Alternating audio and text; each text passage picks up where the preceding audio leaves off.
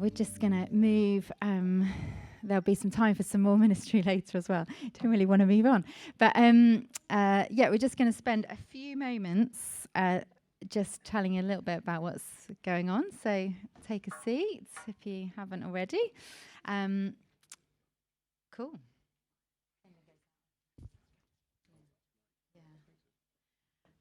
So, I'll hand over to you.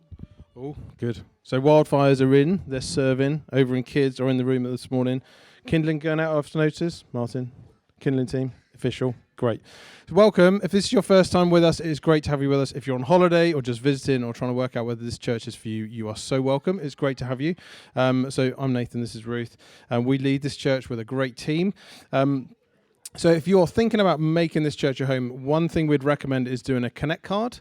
So they're little physical Connect cards. They're on the welcome desk at the back, or you can do that online. So falmouthvineyard.org/connect. Just let us know your contact details. We'll send you an email once a month. There's also, if you haven't spotted it, a link on the bottom of that email to a church WhatsApp group as well. And that's another way that we can just let you know what's going on.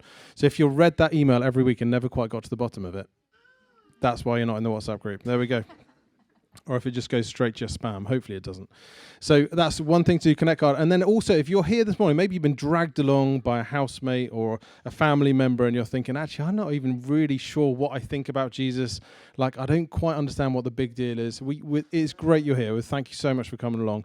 There's a little booklet on the welcome desk called Why Jesus. It might help you discover who Jesus is and why we believe he's so important. So if you would like to take one of those, feel free to. They're absolutely free. And there's a Bible as well. Blue Bible is completely free as well. I've realised that my eyes are getting worse because I can't really read those blue Bibles anymore. That's really bad, isn't it? That was an old age just slapping me right in the face this morning. It's like, nope, I can't read that. So feel free. If you haven't got a Bible, feel free to grab them. If you can't read it, we'll try and get a bigger print version. Or get glasses, yes. So do you want to do the next one? So we are, as we said, in the Easter holidays where we take a break from most of the kind of normal things that happen in the life of the church. But small groups will restart after Easter, so not this week, but week after. Or your small group leader will let you know when your small group will start. But if you're not part of a small group, then we would love to invite you to get involved. They are a great place to be known and to just do life kind of in the week in, week out. And there are small groups that meet kind of in Falmouth and beyond, so all over the place. So if you would like to join a small group, then you can do that online or chat to us if there's not one where you need it to be, and we'll see. There's always new groups starting as well, so we can talk to you about that. Cool. The other way to get involved is to join a team. So there are teams that make Sundays happen and all the different kind of ministries that happen in the life of the church. So it's great to get to know people on a Sunday, but it's even greater when you're doing something alongside people, isn't it? So we encourage people just to serve once a month and just be part of the teams that make Falmouth Vineyard happen. So we'd encourage you to do that. You can do that online, or there's a card on the welcome desk as well that you can complete.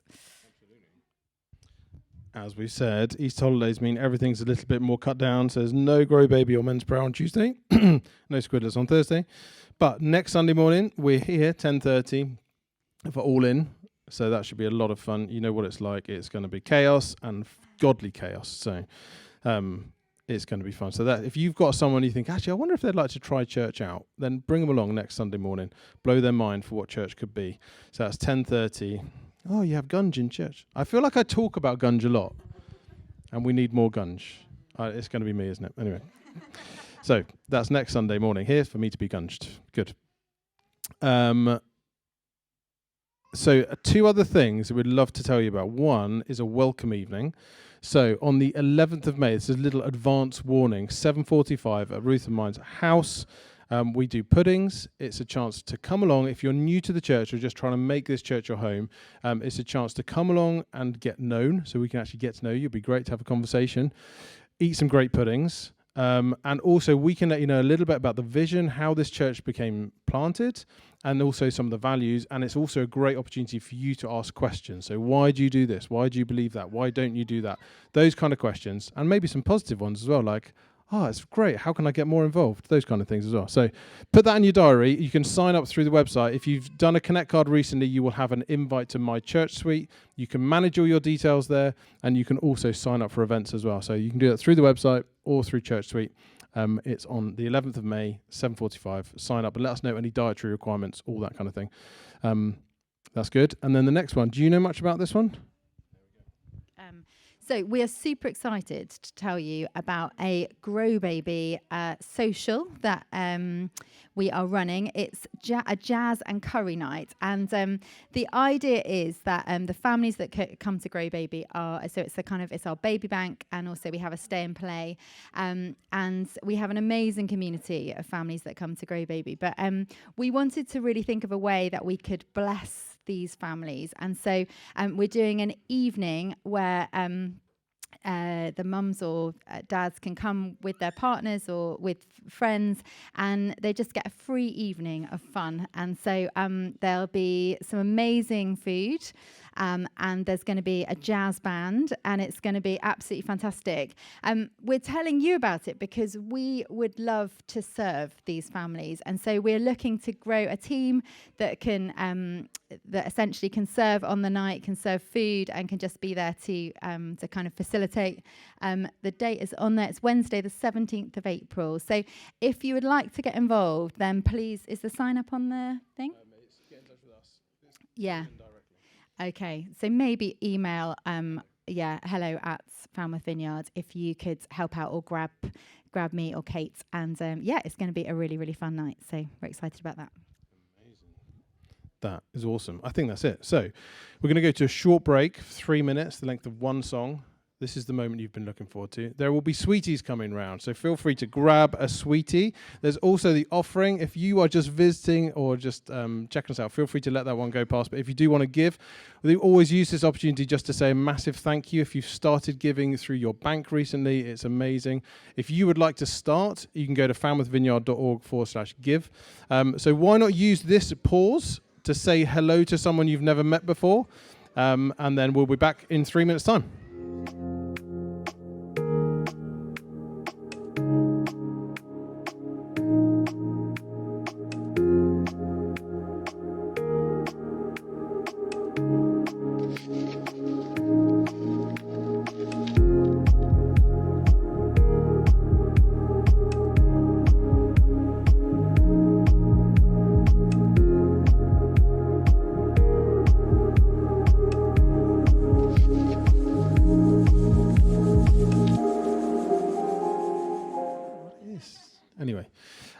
So welcome. As I've said already, it's great to see you, especially if this is your first time. If you're visiting family, it's always good to have you with us. So he is still risen.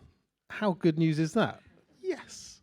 N.T. Wright says this: Jesus' resurrection is the beginning of God's new project, not to snatch people away from earth to heaven, but to colonize earth with the life of heaven. The message of Easter is that God's new world has been unveiled in Jesus Christ, and that you're now invited to belong in it. That's exciting, isn't it? My takeaway point would be this: that Easter is for life, not just for Easter.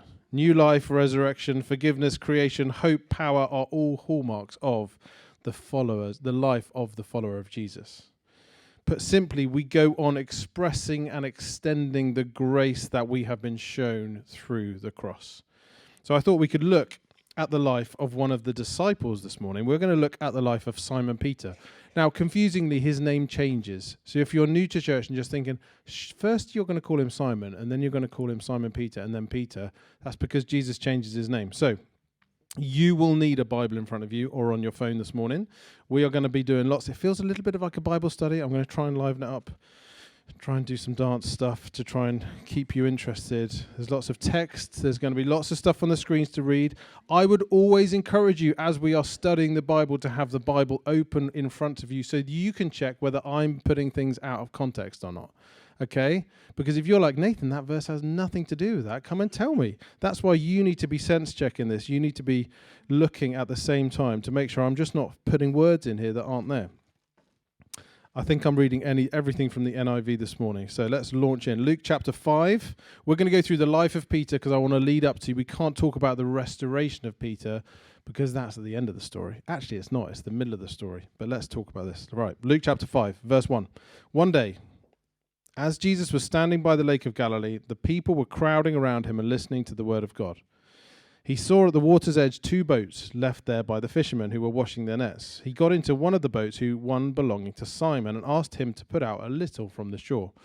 And then he sat down and taught the people from the boat.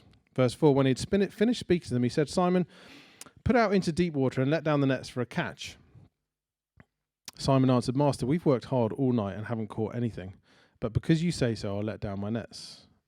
Verse 6, when they'd done so, they caught such a large number of fish that their nets began to break. So they signaled to their partners in the other boats to come and help them, and they came and filled both boats, so full they began to sink. When Simon Peter saw this, he fell at Jesus' knees and said, Go away from me, Lord, I am a sinful man. For he and all his companions were astonished at the catch of fish they had taken, and so were James and John, the sons of Zebedee, Simon's partners. Then Jesus said to Simon, Don't be afraid, from now on we fish for people. So they pulled their boats up onto the shore, left everything, and followed him. I love this image of Jesus approaching the fishermen, partly because I like to go fishing, and I love the image of Jesus commandeering a boat to use it as a platform to speak from, and he just says to them, hey, let's go fishing. And I'm like, oh, what an incredible invitation from Jesus. Jesus says to us, let's go fishing. I'm like, yeah, I'm all up for that. Now, the fishermen out there will tell you that you nearly always catch more fish at night than during the daytime. That's when fish feed more, but they fished all night, caught nothing, and are now rinsing and fixing their nets. But in an act of supreme trust or supreme bewilderment about who on earth is this person that's drawn this crowd on the beach, they go out to have such a huge catch of fish that their nets begin to break and their boats start to sink under the weight. And it's at this moment, in this miraculous moment, that Simon Peter realizes that this is no ordinary rabbi. This is no ordinary teacher. It's also at this moment when Peter suddenly becomes aware of his own sin. He falls at Jesus' feet and pleads for him to go away. By drawing near to Jesus, by being in the presence of God, he is undone and recognizes his own sinfulness. Here's the simple invitation for us, simply to follow him. Leave your old way of life and walk with Jesus instead. It made me think of the nets that we might have lying around. They are so easy to get entangled in, to trip us up. Old habits, old values, stuff has a way of just coming back and tripping us up. Maybe this morning is an invitation to get that stuff broken off. Leave everything and follow him. So Simon Peter becomes one of Jesus' disciples and walks with him, eats with him, and listens to his teaching. Famously, it's Peter that when Jesus walks out to the disciples again on the water, Peter who says, Lord, if it's you, tell me to come to you and I'll walk out to you. And he does for a moment and then takes his eyes off of Jesus. So next highlight, we're going to look into the Gospel of Matthew. Flip over to Matthew chapter 16. This is like the highlights reel of Peter's life. Matthew chapter 16, verse 13. When Jesus came to the region of Caesarea Philippi, he asked his disciples, who do people say that the Son of Man is? They replied, the Son of Man, Jesus is referring to himself. That's how he liked to be called. They replied, some say John the Baptist, others say Elijah, and others say Jeremiah or one of the prophets. But what about you, he asked them. Who do you say I am? Simon Peter answered, you are the Messiah, the Son of the living God. Jesus replied, blessed are you, Simon, son of Jonah, for this was not revealed to you by flesh and blood, but by my Father in heaven. And I tell you that Peter, on this, you are Peter, and on this rock I will build my church, and the gates of Hades will not overcome it. Now, if you're Simon, now Peter, you've got to be feeling good hearing that. But I'm not actually sure he would have known what a church was at that point because there wasn't such a thing. It's not really the same word for church. Jesus recognizes in this moment Peter as a leader and playing a significant role in the planting, establishment, and development of the early church. He's saying he will be foundational to this new movement of Jesus.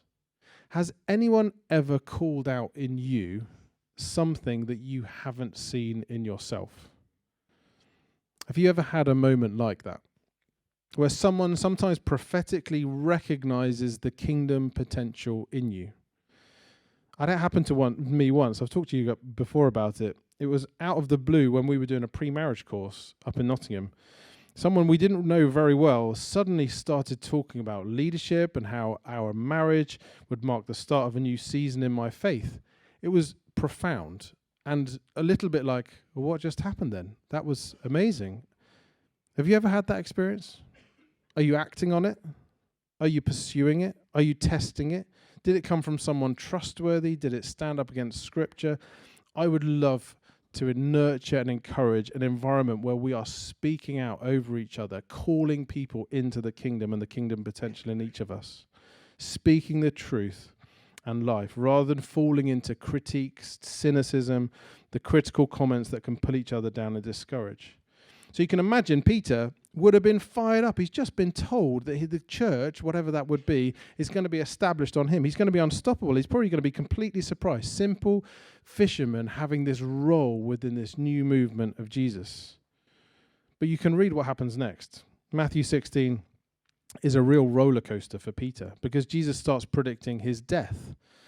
He also promises that on the third day he will rise, but unfortunately Peter is having absolutely none of it. Verse 22, Peter took him, Jesus, aside and began to rebuke him. This one's for free. Never rebuke the Son of God. It's just not a good move. Verse 22, Peter took Jesus aside and began to rebuke him. Never, Lord, he said, this shall never happen to you, i.e. you will never die. We won't let it happen. Jesus turned and said to Peter, get behind me, Satan. You are a stumbling block to me. You do not have in mind the concerns of God, but merely human concerns.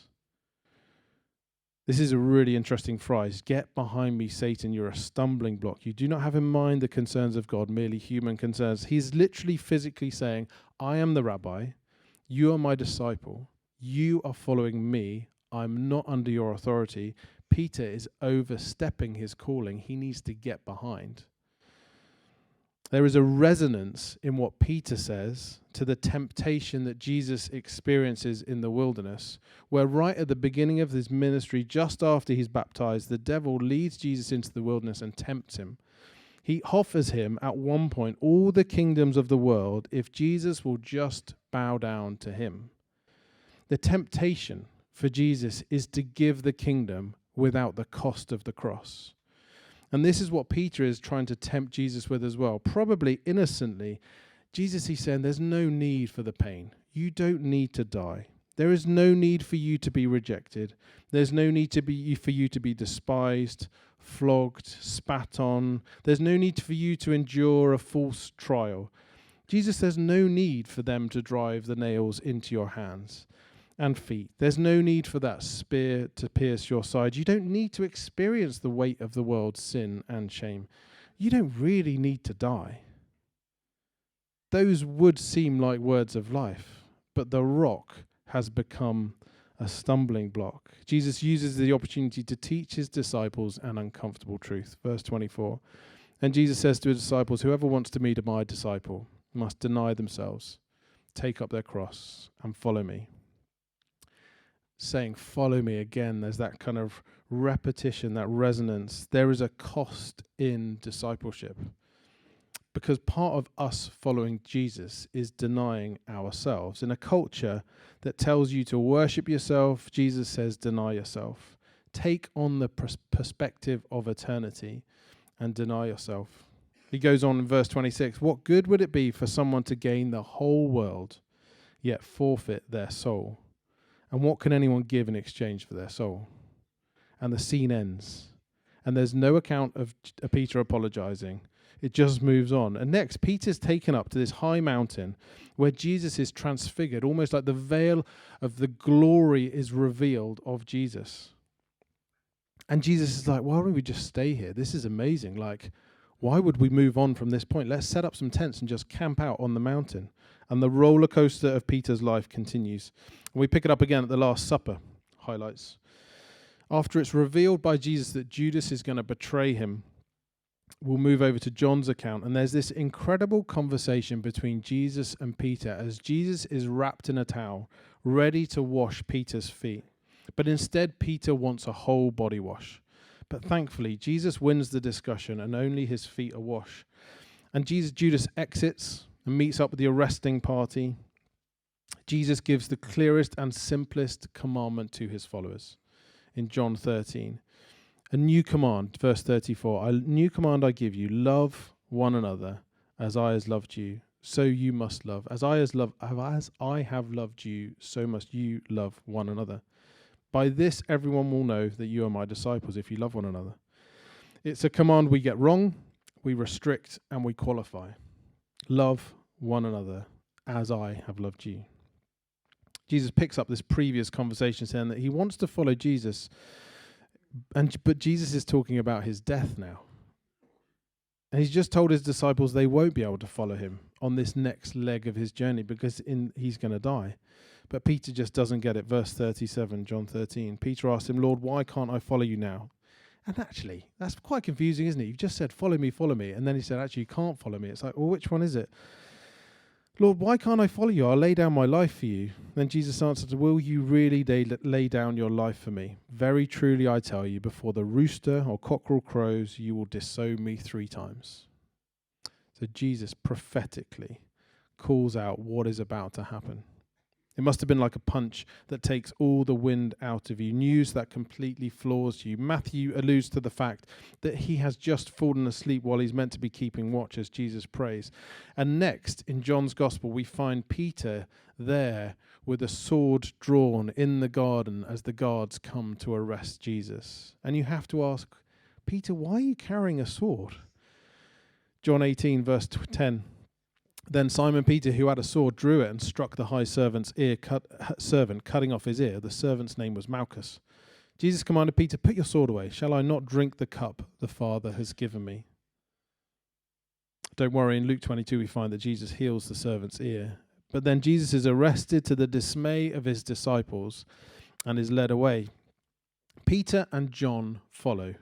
And what happens next is heartbreaking. Jesus is taken in front of the high priest.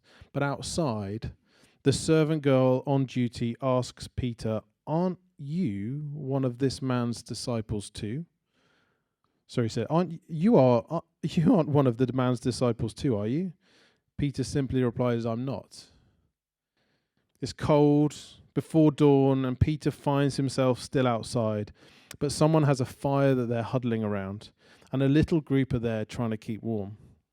They ask Peter in verse 25, you aren't one of his disciples too, are you? Peter simply replies, I am not. Then a relative of the guy whose Peter's just chopped off his ear in the garden challenges him, didn't I see you with him in the garden? Verse 27 again, Peter denied it, and at that moment a rooster began to crow. The sound of a cockerel must have been deafening to Peter. He's gone from saying he would follow Jesus to his own death to denying he ever knew him. And we find the Apostle John at the crucifixion, and I'm assuming Peter was there as well. And later we find Peter and John having a running race to get to the empty tomb. And you can imagine the hope starting to spread as they realize that their friend, their mentor, their teacher, their savior may be alive. And then we come to the final scene we're going to look at this morning. But Peter's story doesn't stop here. I think we'll actually carry it on in the next couple of times we meet. Again, it's repeated. The scene is repeated. We are by the Sea of Galilee again. It's early in the morning, and Peter has decided to go fishing. And I understand that. We tend towards the familiar when we are disorientated. Now, it goes without saying that fishing is a very good thing.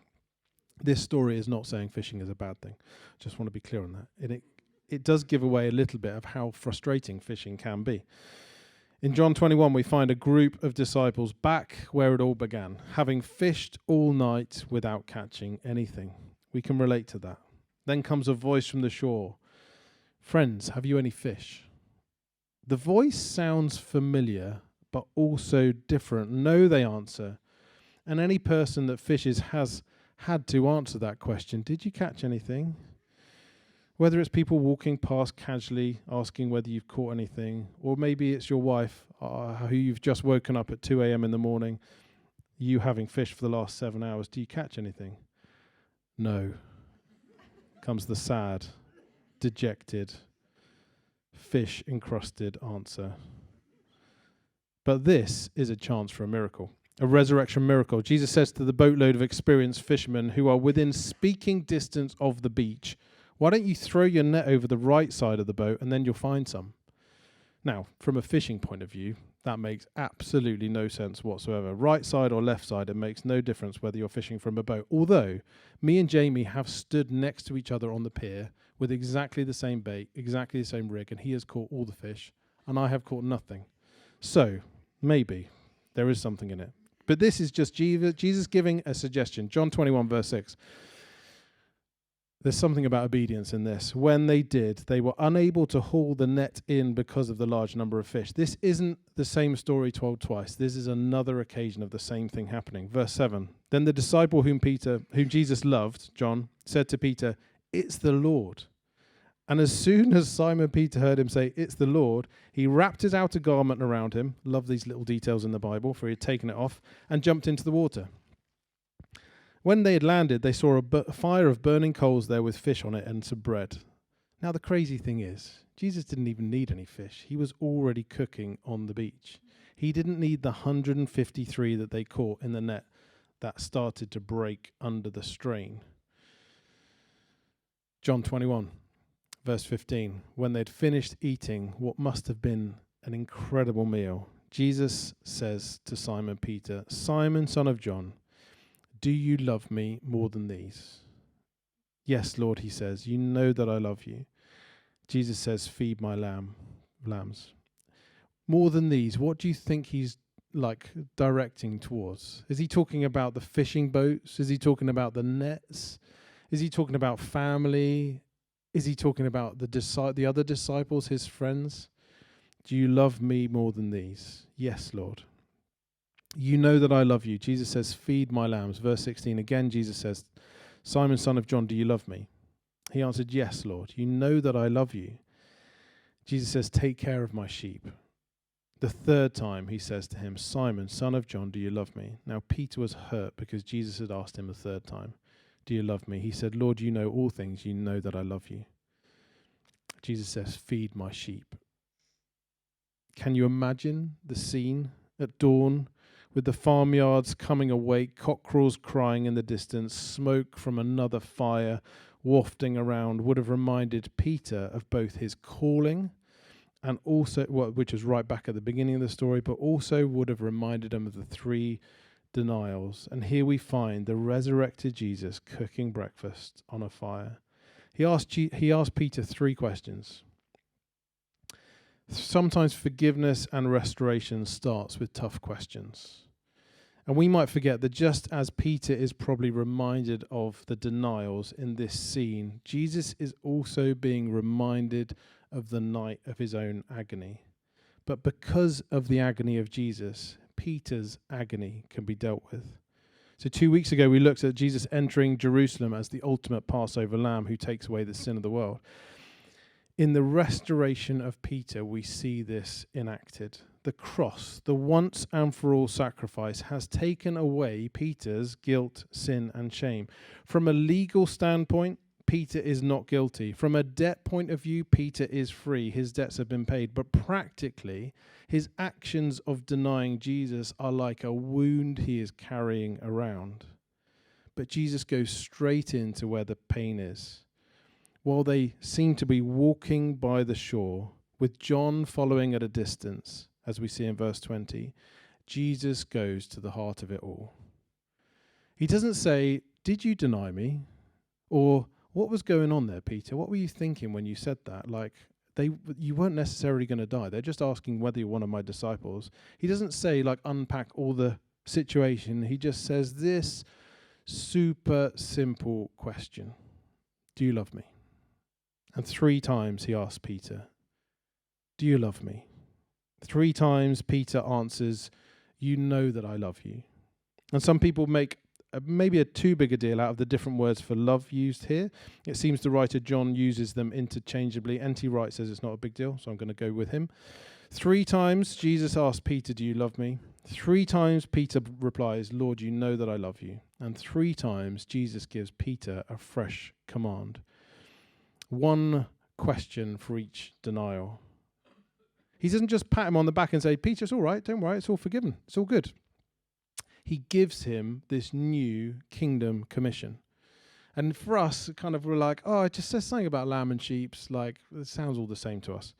He says, feed my lambs, take care of my sheep, and feed my sheep. 3 distinct commissions, 3 new commands. Jesus had already said to the crowd and to his disciples, I am the good shepherd. And in this exchange between Peter and Jesus, we find Jesus sharing that commission with Peter. It's time for him to learn to be a shepherd, to put down the sword and pick up the sling, to give up the fish and look after the flock, to leave the lake and then nets behind again, and instead walk in the field and the pastures, feeding the lambs and the sheep. Jesus said, my sheep know my voice, and I'm the gate through which they enter this new kingdom. Now, Peter, as the Father has sent me, so I am sending you. And in this exchange, we find the foundation of all ministry and mission. We find the motivation, the core of everything we do, whether it's the quiet service of the welcome team, the enthusiasm of the car parking team, the testimony shared, the prayer prayed for our neighbours, the quiet word of encouragement at the school gate, or whether you're in work. Whatever role, big or small, you play in the kingdom of God, this is what it's built on. N.T. Wright says this, somewhere deep, deep down inside there is a love for Jesus, and though goodness knows you've let him down enough times, he wants to find that love, to give you a chance to express it, heal the hurts and failures of the past, and give you new work to do. But the core of it is this simple question. Do you love me? We don't obviously earn forgiveness through works. It's from grace, from start to finish. If you've already been forgiven and you've placed your faith in Jesus Christ and his death and his hope, you will find life. In his resurrection, you find power and hope. Is it easy? No. But this incredible story of Peter's life shows us that there is still hope for us. We mess up. We get it wrong. We come back again and again to the forgiveness of the cross. We are forgiven as we forgive those who sin against us. That's what Jesus modeled to us. Later, very much later, at the end of Peter's story, under the Emperor Nero, it is said that the Apostle Peter was himself crucified, as Jesus has predicted. But he requested to be crucified upside down, as he felt unworthy to die in the same manner as Jesus. Maybe the simple question of forgiveness that Jesus is asking us all this morning is, do you love me? Maybe the simple question of restoration Jesus is asking us all this morning is, do you love me? Maybe the simple question of commissioning Jesus is asking us all this morning is simply, do you love me? Why don't you stand?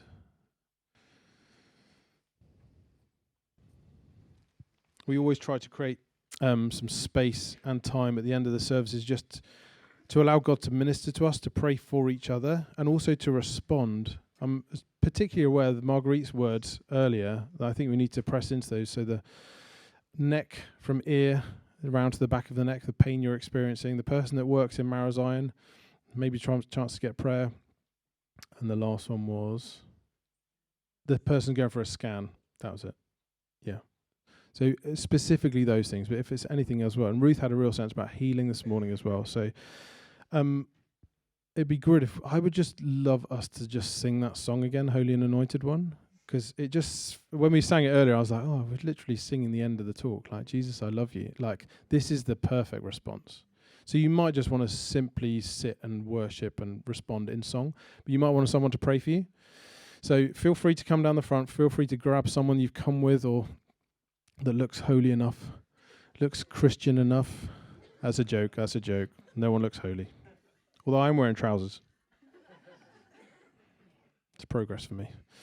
So, so you might want someone just to grab someone to get them to pray for you as well. My encouragement would be, if something that I've said this morning has stirred you, anything, I need to act on that, then go for it. The passage I was drawn to in worship, and it kind of resonates with what I think it was Marguerite said as well, Colossians chapter 1, verse 13, he has delivered us from the domain of darkness and transferred us to the kingdom of his beloved Son, in whom we have redemption, the forgiveness of sins. I think there's an invitation in that passage this morning of that transference, of that movement from darkness to light. No one wants to be told they're in the darkness. No one wants to be told they're lost. No one wants to be told they're a slave. But the offer of the gospel is light. It's hope, it's freedom, it's release. And I think there might be some people here this morning just thinking, actually, I would love to move from darkness to light. I'd love to just have someone pray with me through that journey. Let's worship.